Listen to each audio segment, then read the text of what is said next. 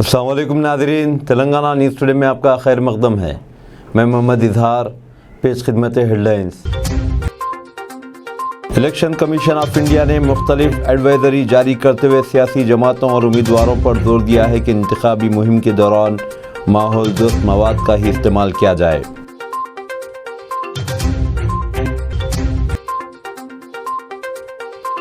कांग्रेस के senior leader Rahul Gandhi ने अवाम पर जोर दिया है कि रियासत में रिश्वत वाली हुकूमत का खात्मा किया जाए।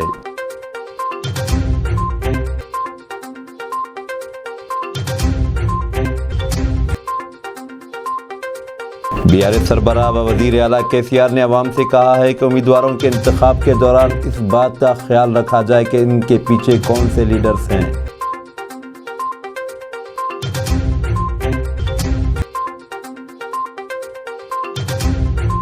इलेक्शन कमीशन ऑफ इंडिया की एक टीम ने इंतखाबी तैयारियों का जायजा लेने के लिए रियासत का दौरा किया है।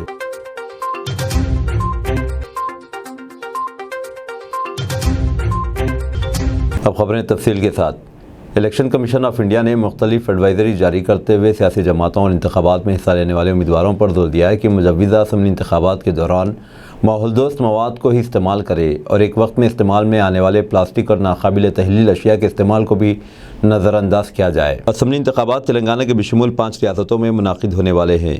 ECI ने तमाम सियासी जमातों पर इस बात के लिए भी जोर दिया है कि माहौलियात का तहफ़्फ़ुज़ किसी की इनफरादी जिम्मेदारी नहीं है, बल्कि इस सिलसिले में सबको मुत्तहिदा तौर पर आगे आने की ज़रूरत है।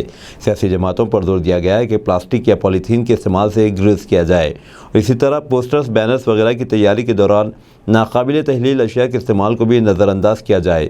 इससे माहौलियात का तहफ़्फ़ुज़ होगा और ये इंसानी सेहत के मफाद में होगा।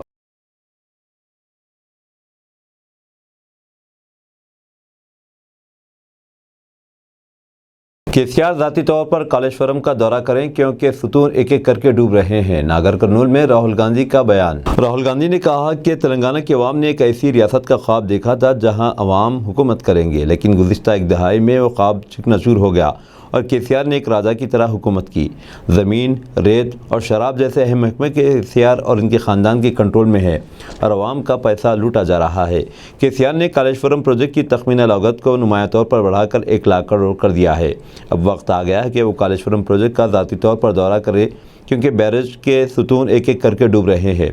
उन्होंने लोगों से 1 लाख करोड़ रुपए लूट लिए हैं और इसके बावजूद वो रियासत को कर्ज़ों में ले जाने वाले किसी प्रोजेक्ट को ठीक से मुनज़्ज़म और तामीर नहीं कर पा रहे हैं।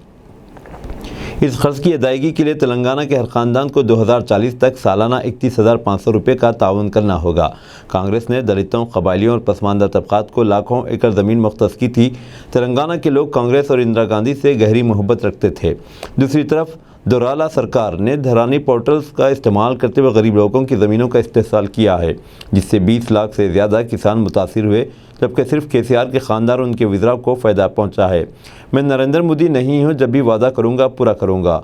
PM मोदी ने हर एक के खातों में 15 लाख जमा कराने का यकीन दिलाया, जो इन्हें हुआ जो नहीं हुआ, जबकि अडानी के खातों में लाखों करोड़ रुपये चले गए। तेलंगाना के लोगों के साथ ताल्लुकात को एक ख़ानदान से तशबीह दी जाती है जिसकी तारीख़ नेहरू, इंदिरा गांधी और हमारे पूरे सियासी ख़ानदान से मिलती है। BRS, BJP और AIMIM मिलकर काम कर रहे हैं। लोकसभा में BRS ने GST और किसानों के बिल जैसे अहम बिलों में BJP की हिमायत की है। कालेश्वरम प्रोजेक्ट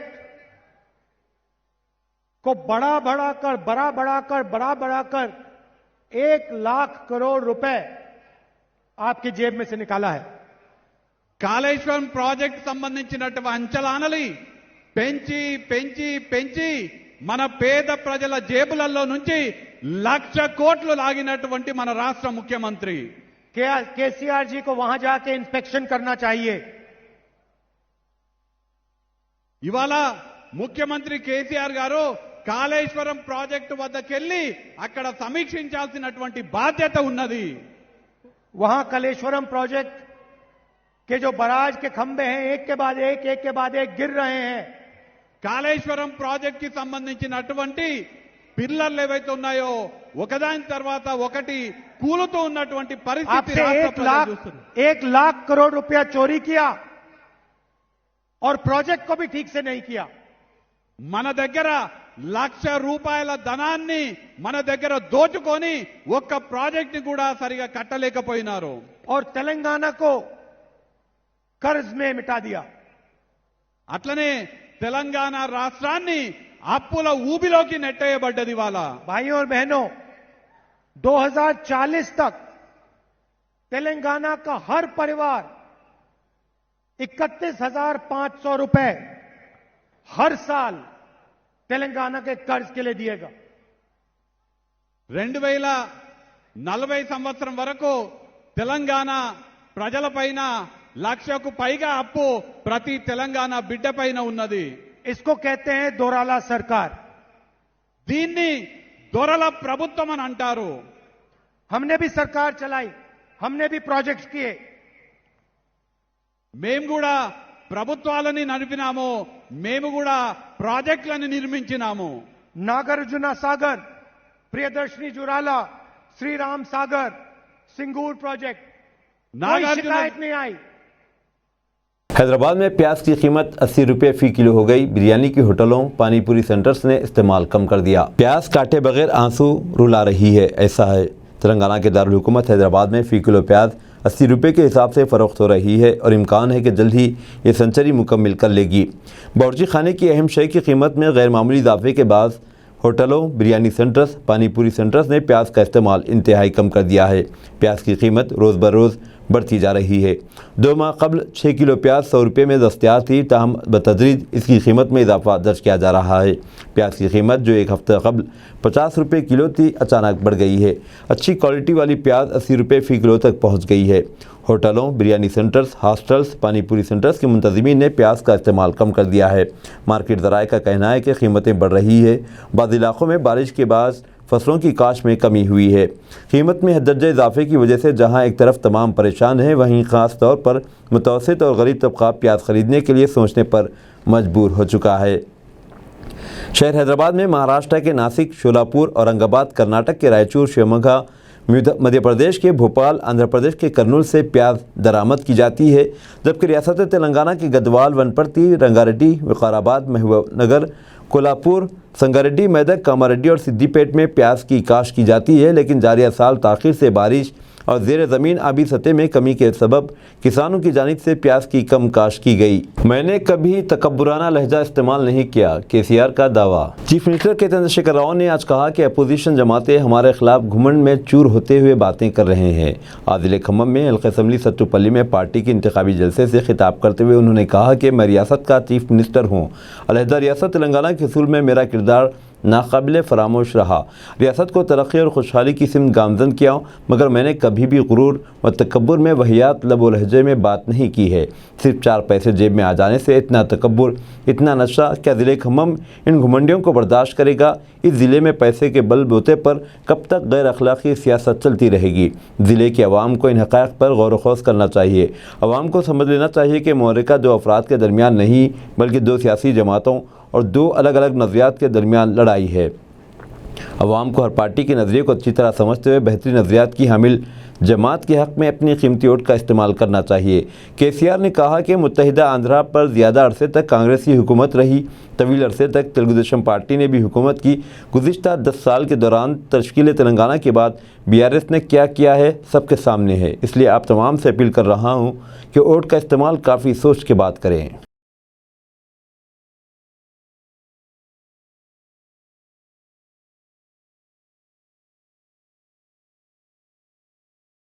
तेलंगाना बीजेपी को एक और झटका, साबिक रुकने पार्लियामेंट विवेक वेंकट स्वामी कांग्रेस में शामिल। तेलंगाना में असम्बली इंतखाबात से कबल बीजेपी को इस वक्त एक और झटका लगा जब साबिक रुकने पार्लियामेंट और पार्टी के कौमी एग्जीक्यूटिव मेंबर GV वेंकट स्वामी ने बुध को पार्टी से इस्तीफा दे दिया और कांग्रेस में शामिल हो गए। विवेक ने तेलंगाना बीजेपी के सदर G किशन रेड्डी को लिखे अपने ख़त में लिखा, भारी दिल के साथ मैं भारतीय जनता पार्टी से अपना इस्तीफा पेश करता हूं। बाद विवेक ने यहां शमशाबाद के नोवोटेल होटल में कांग्रेस लीडर राहुल गांधी से मुलाकात की और पार्टी में शमूलियत इख्तियार कर ली। साबिक रुकने पार्लियामेंट ने अपने बेटे वंशी कृष्णा के साथ राहुल गांधी से मुलाकात की, जो इस वक्त तेलंगाना में पार्टी के लिए मुहिम चला रहे हैं। इस मौके पर तेलंगाना प्रदेश कांग्रेस कमेटी TPCC के सदर रेवंत रेड्डी और दीगर कायदीन मौजूद थे। रेवंत रेड्डी ने नामानिगारों को बताया कि विवेक की शमूलियत से कांग्रेस पार्टी को भारत राष्ट्र समिति BRS को इख्तिदार से हटाने के काम में मजीद तक़वियत मिलेगी। विवेक ने कहा कि वो किसी ओहदा या टिकट के लिए नहीं बल्कि KCR हुकूमत को इख्तिदार से बेदखल करने के लिए कांग्रेस में शामिल हुए हैं। विवेक ने इल्ज़ाम लगाया कि गुज़िश्ता 10 सालों से KCR हुकूमत अवाम की बहबूद के लिए नहीं बल्कि अपने ख़ानदान के लिए काम कर रही है।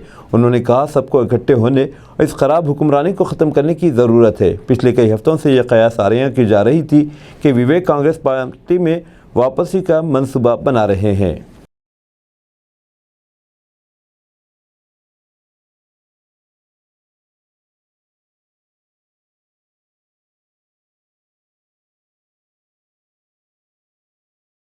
इलेक्शन कमीशन ऑफ इंडिया के सीनियर अहदेदारों पर मुश्तमिल एक टीम ने senior deputy election commissioner Nitish Vyas की ज़ेर क़ियादत रियासत में इंतखाबी तैयारियों के अमल का जायजा लेने का सिलसिला शुरू किया है। इस टीम ने आज दोपहर चीफ इलेक्टोरल ऑफिसर विकास राज और दीगर सीनियर अहदेदारों के साथ एक मीटिंग मुनाकिद की। नीतीश व्यास को सीनियर अहदेदारों ने इंतखाबात के इंतजामात, पोलिंग मराकज़ पर सहूलतों और दीगर इंतजामात के ताल्लुक से वाकिफ़ करवाया।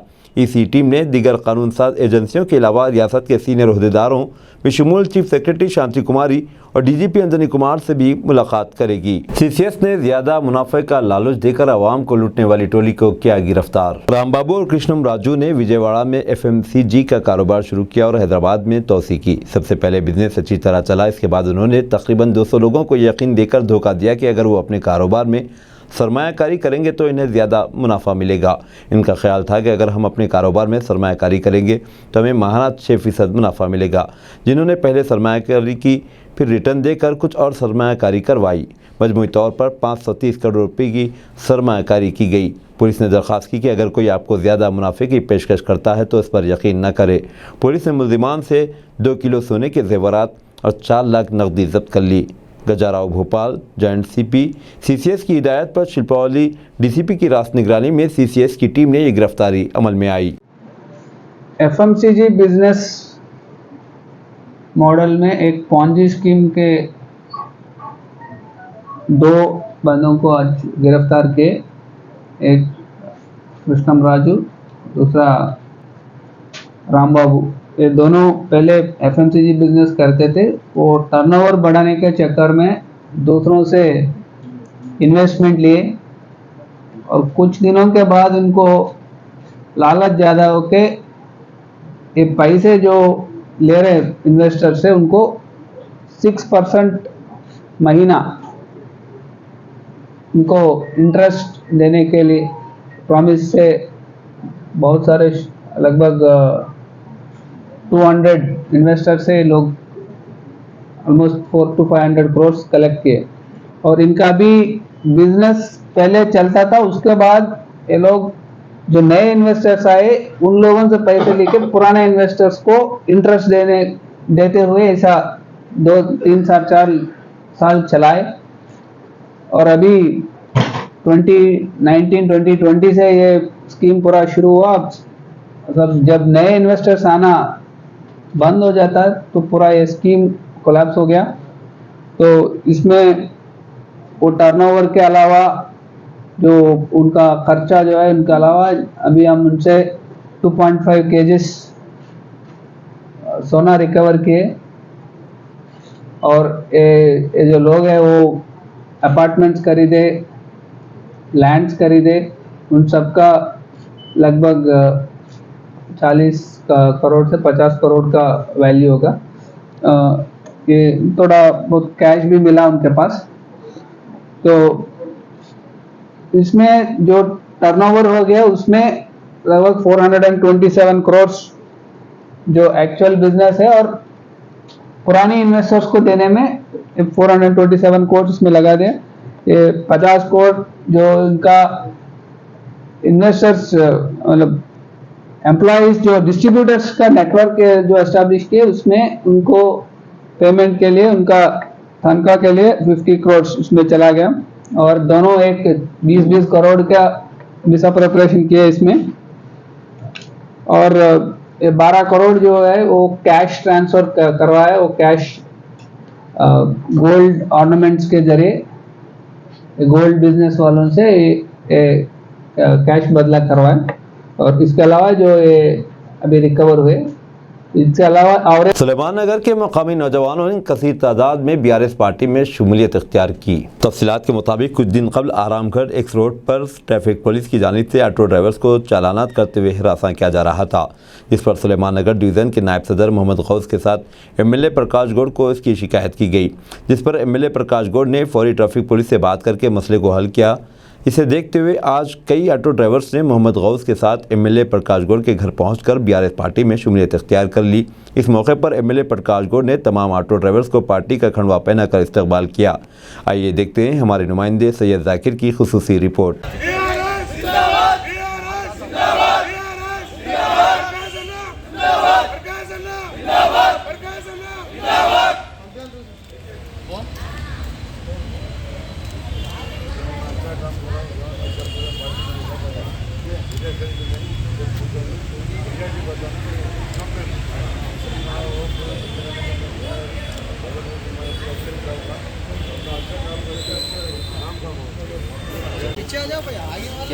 ले लेके और थोड़े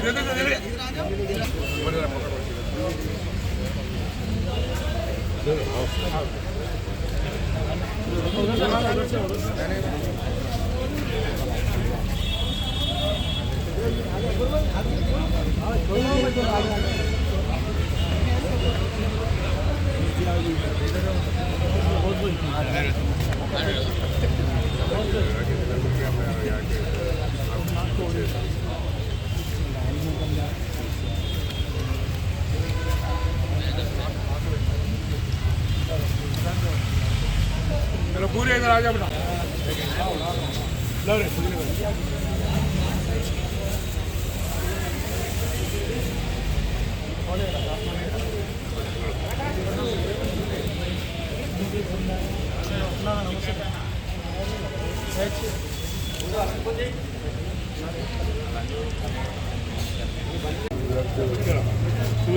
पीछे हटो। चलो बच्चों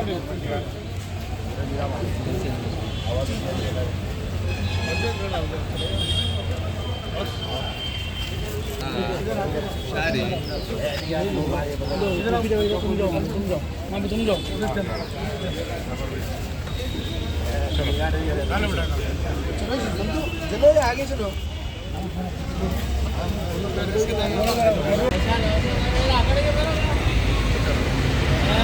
कोरटला असेंबली हल्के में कांग्रेस के उम्मीदवार जॉडी नरसिंहा राव का कावेरी गार्डन में एक जलसा मुनाकिद किया गया। इस मौके पर खिताब करते हुए कहा कि कांग्रेस हुकूमत इख्तिदार में आने पर 6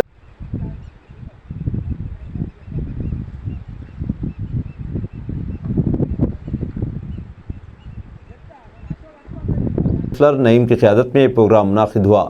कोरटला से आइए देखते हैं हमारे नुमाइंदे मोहम्मद यूनिस की ये रिपोर्ट। వేదిక మీద ఉన్నటువంటి సర్పంచులు, అదేవిధంగా మాజీ ఎంపీటీసీలు, వివిధ కాంగ్రెస్ అనుబంధ సభ్యులు, అదేవిధంగా కాంగ్రెస్ అభ్యర్థి జువాడి నరసింహరావు గారు, అదేవిధంగా హాజరైనటువంటి ప్రతి కార్యకర్తకు నా యొక్క నమస్కారం। ఈరోజు మనం కొరుట్ల నియోజకవర్గంలో 15 సంవత్సరాల నుంచి మనకి ఇక్కడ ఎమ్మెల్యే పదవి లేదు, అయినప్పటికీ కూడా కసిగా ఉండాలని ఒకరన్నారు, ప్రసాద్ విశేషం చేయాలని మరొకరన్నారు। నిజంగా కూడా ఇవాళ ఇది 3 సమావేశం। నేను పొద్దున 7 గంటలకు బయలుదేరినా, వాస్తవంగా బ్రేక్ఫాస్ట్ కూడా చేయలేదు, నాస్తా చేయకుండా 4 గంటలకు ఈరోజు భోజనం చేయడం జరిగింది। నేను పొద్దున శివాలయానికి వెళ్ళి మన ఏది రత్నాపూర్ గ్రామ ప్రజలందరూ కూడా ఆడ గుట్ట మీద రామలింగేశ్వర స్వామి దర్శనం చేసుకొని సార్ మీకు ఇక్కడ नारम सरस्वती बैरेज के गेट नंबर 28 और 38 से हो रहा है लीकेज। बैरेज में 2 गेटों पर लीकेज के बाद पानी ऊपर आ रहा है। चौकस इंजीनियरिंग अफसरान रेत के थैले रखकर और रसने वाले पानी को रोकने की कोशिश कर रहे हैं। इस वक्त 5.71 टीएमसी पानी एक गेट उठाकर 2357 क्यूसिक पानी नीचे की तरफ छोड़ा जा रहा है। कालेश्वरम लिफ्ट स्कीम के एक हिस्से के तौर पर 10.87 टीएमसी पानी दखीरा करने की सलाहियत के साथ नारम सरस्वती बैरेज तामीर किया गया था। इससे पहले कि मेडीगड्डा लक्ष्मी बैरेज के नुकसान के वाक़े हाल ही में हुआ, नारम सरस्वती बैरेज रसाव का मामला सामने आ गया।